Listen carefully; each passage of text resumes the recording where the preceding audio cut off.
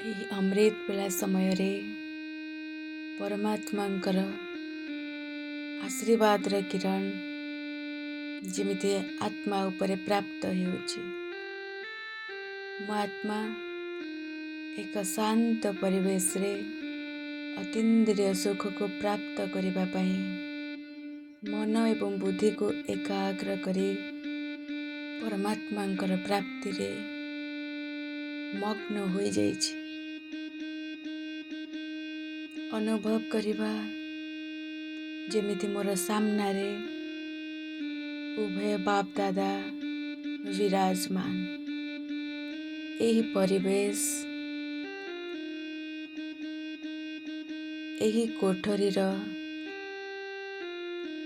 ସମସ୍ତ କୋଣ ଅନୁକୋଣ ଯେମିତି ପବିତ୍ରତାର ଶକ୍ତିରେ ଭରି ଯାଉଛି।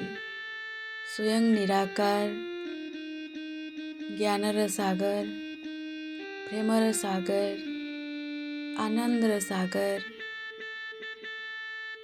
ପରମ ପିତା ପରମାତ୍ମା ବ୍ରହ୍ମାଙ୍କ ଶରୀରରେ ବିରାଜମାନ କରିଛନ୍ତି। ମୋ ଆତ୍ମାର କେତେ ସୌଭାଗ୍ୟ କି ମୋର ସାମ୍ନାରେ ଉଭୟ ବାପ ଦାଦା ହାଜିର ହଜୁର।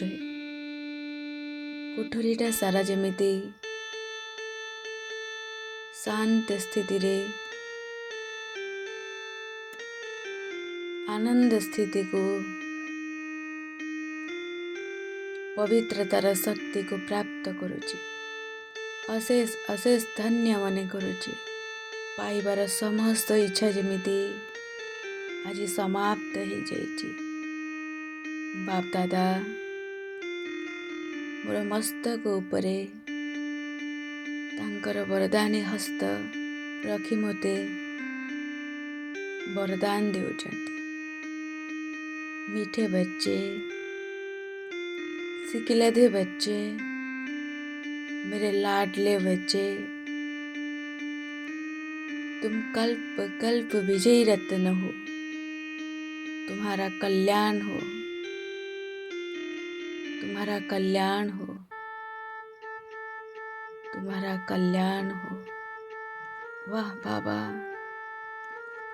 आपणकर ए वरदान पाई मो आत्मा निजको धन्य मने करुचे, निजको धन्य मने करुचे। आपणकर ए वरदान मुझको स्वीकार करुचे बाबा। मो आत्मा ए वरदान को स्वीकार करुचे। बाबा वरदान दौचंती, बच्चे तुम्हारे कदम में पद्मों की कमाई,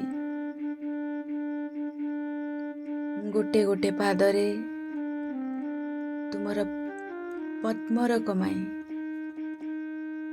सेथिपाई प्रत्येक परिस्थिति रे